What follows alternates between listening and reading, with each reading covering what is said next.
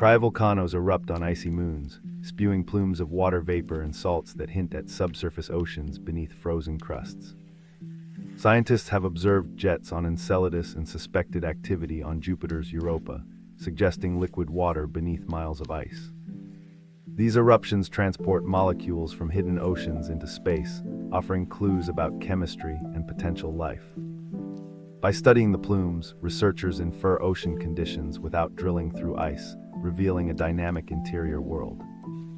The discovery reframes our search for habitable environments beyond Earth and challenges assumptions about planetary weathering and heat transfer.